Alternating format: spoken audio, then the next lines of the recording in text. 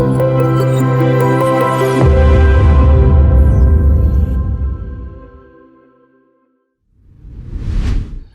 everyone, thanks so much for checking out Harvest.247 here on YouTube.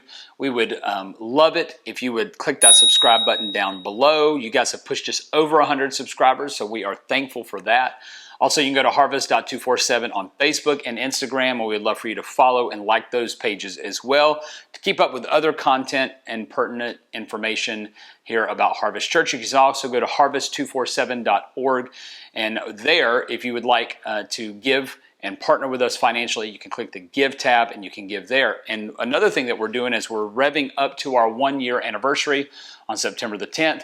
We have been given a $7,500 gift that we're going to get on September the 10th. And one of the things that we are trying to do is match that to turn $7,500 into $15,000. This is something that we did when we first launched. We were given a $10,000 gift, and we saw God multiply that to $32,000. And so we're excited for what He's going to do this time around. So if you would love to partner with us and be a part of that, we would love for you to go harvest247.org. You can give there, click the scroll down button, and click that 1-year giving, and we would love for you to do that.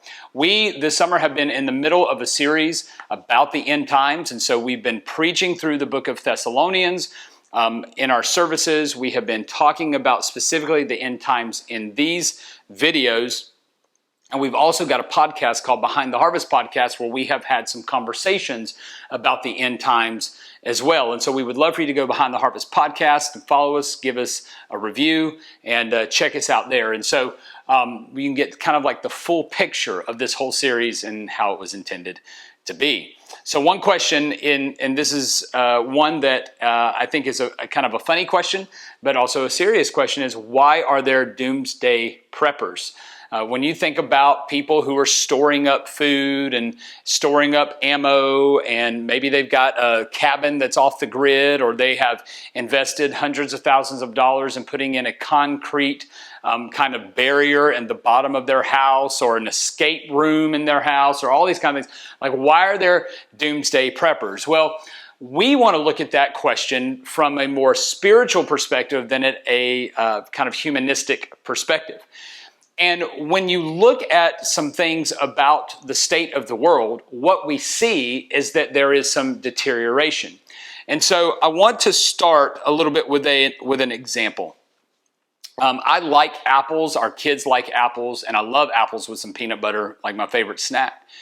And there have been times where I've gone to pick up an apple and I look at it from the outside and it looks perfectly fine, but then when I cut into it, the interior is molded or it's hollowed out because there's some sort of insect in it. Basically, it's unedible, right? You can't eat it because the inside is rotten while the outside looked okay. Well, I think that's a great illustration about the spiritual climate that we find ourselves in the world.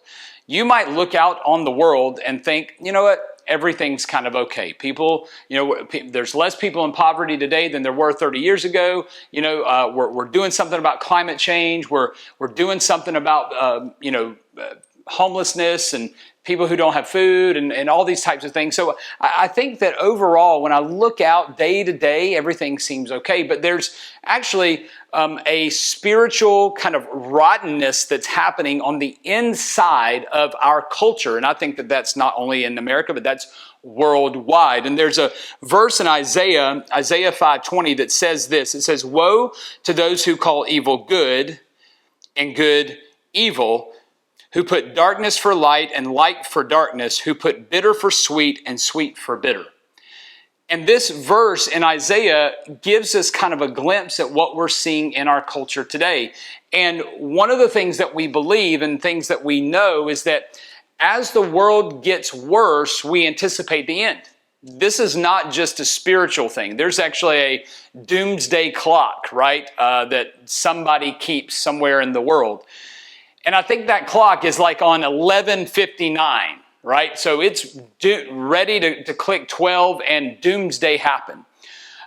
In the Christian perspective and looking at this spiritually, we believe that as things get worse, it's going to signal the second coming of Christ. Because in earlier videos that we've talked about, Jesus says that the end of the time will be like birth pains, meaning they will grow in intensity and grow with frequency. So it's going to get worse, and it's going to get worse more often.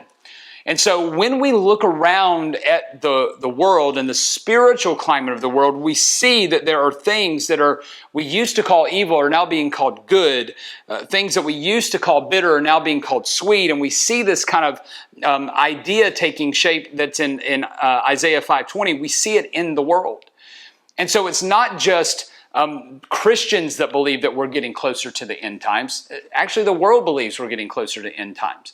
We're getting closer to doomsday. And so that's why you have the Doomsday Preppers. They're prepping for an event that they are anticipating because they see the deterioration of the culture and deterioration of the things in our world that seemed to be healthy even just 10, 20, 30 years ago. Let me run through some of these types of things that we're seeing deteriorate and then kind of frame it more in a spiritual perspective.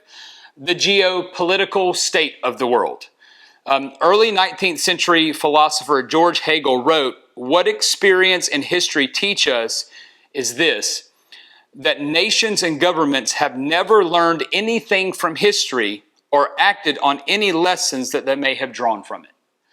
So he paints governments in a really bad light, saying that they've never learned anything and that we continue to commit the same atrocities over and over and over and over again, just with different people in different periods of time.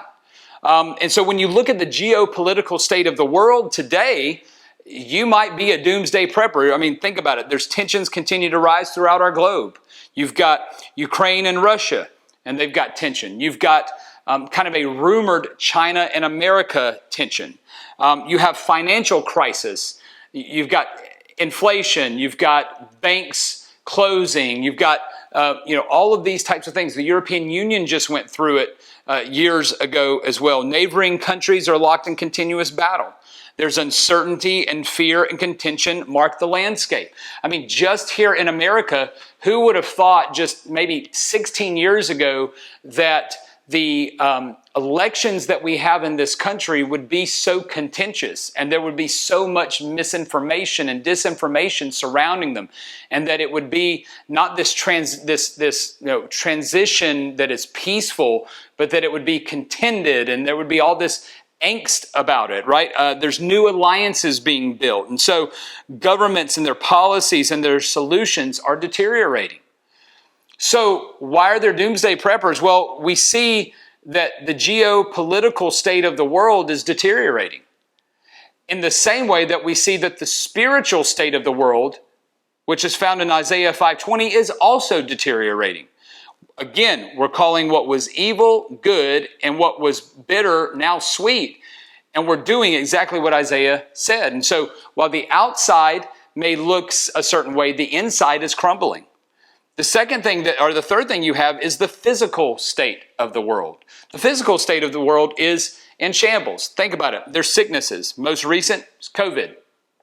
Then there's AIDS, SARS, Ebola, Zika, many other sicknesses and diseases in the world. I remember a time where you could take peanut butter and jelly sandwiches to school for lunch. You can no longer do that because allergies have ran rampant, right? So there's major sicknesses. Also the climate. Are we creating more issues in our environment? Yes, I think we are. We should take care of our environment. After all, we were first put in the Garden of Eden to cultivate it, to make every effort to ensure there is produce and a bountiful crop as possible. So we should respect it and we should take care of it. To the extent that some would have us believe, that is still questioned and debated. Are we making as much problem in our climate as actually is being told to us? That is still debated, right? However, we see that our climate is deteriorating. The increase in intensity of storms, fluctuating temperatures, inconsistent seasons, stronger earthquakes, hurricanes, and volcanic eruptions, fires that are destroying. Right now, while I'm recording this, we're just getting out of the Maui destruction. We've seen it in California. When we lived in Colorado, we saw it in Colorado. So when you look at the big picture and you think about why are there doomsday preppers, those people are probably pretty smart. Because what we're seeing is that the interior, the core of the world is deteriorating. It's doing it spiritually, it's doing it politically, and it's doing it physically. And so if it's doing that, then what are we to do? Like if everything's deteriorating, what is it that we are to do? Well, I think that there is some things that resonate or could resonate with us as Christians or people who are interested in Christianity and how we navigate the state of the world that we are currently in. And I'm going to take us back to a theme that we're actually going to enter into here in just a few short months that resonates really during Christmas. And it marks the theological tension that we live in, and that is called the already, not yet. So a lot of times during Christmas, when we talk about Advent, the first advent of Jesus and all that, we're talking about this idea theologically of the already, not yet. And here's what it means. We're already adopted in Christ, Romans 8:15, but not yet fully adopted, Romans 8:23. We're already redeemed in Christ, Ephesians 1:7, but not yet redeemed, Ephesians 4:30. We're already sanctified in Christ, 1 Corinthians 1:2, but not yet fully sanctified, 1 Thessalonians 5:23-24. We're already saved in Christ, Ephesians 2:8, but not yet fully to the extent that we're going to be one day, Romans 5:9. We're already raised with Christ, Ephesians 2:6, but not yet fully raised, 1 Corinthians 15:52. So there's a tension that we just naturally live in this world, especially if we are believers in Jesus. That there's this idea that there's the already, but there's the not yet. There are some things that have already taken place with the life and the death and the resurrection and the ascension of Jesus, but that are not yet fully realized until the second advent or the second coming of Jesus takes place. And so, one of the things that we have to do is look at this big theological word, eschatology, through the framework of the already, not yet. Eschatology simply means this, the study of the last things. And so this is kind of a mindset. This is how the future relates to the present. And here's how I feel like we should navigate this deterioration of our culture. And here's a kind of a bottom line for this message, if you want. Our eschatology must relate primarily to our Christology. So our eschatology, our mindset of the end things, must relate primarily to Christology, meaning what is the end times telling us about Christ? What is the end times telling us about the not yet that we are about to receive?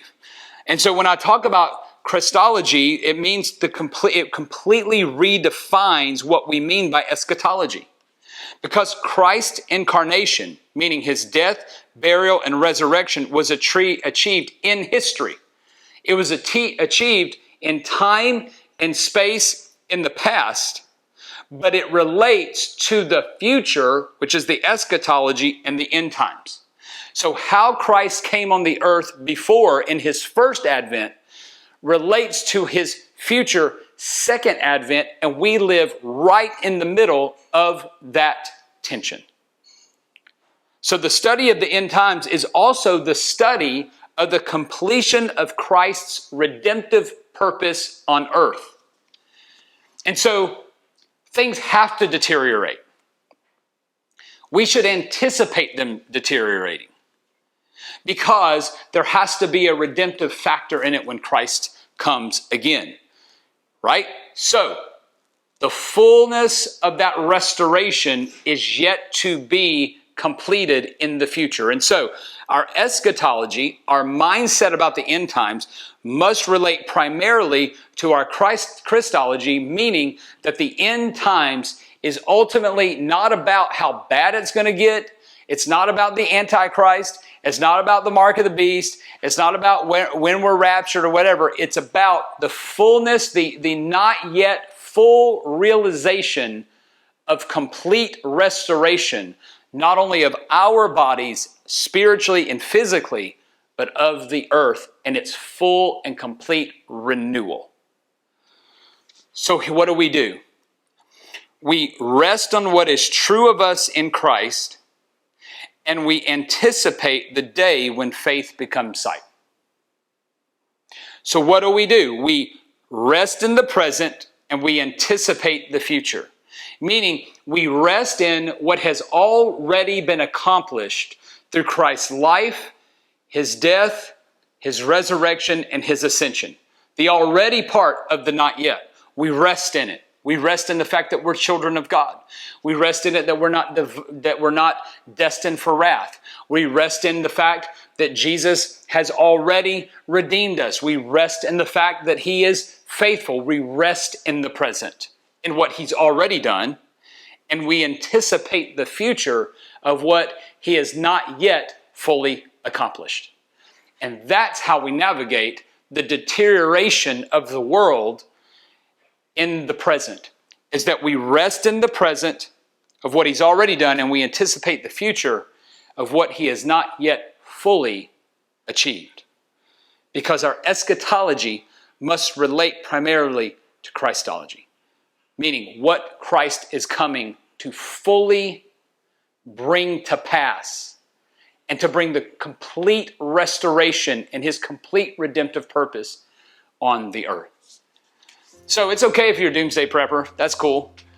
But we don't believe it's going to end the way that a lot of other people end. We believe that it's going to end with the glorification of Jesus Christ, of who he truly is, which you find in Revelation 19. But as we're trying to navigate a rotten core, a deterioration of the spiritual state of the world, the geopolitical state of the world, and the physical state of the world, we have to rest in the tension of the already not yet. And the way we do that is we rest on what is true of us in Christ, what he's already done, and we anticipate the day when faith becomes sight and what he has not yet fully accomplished. God bless you.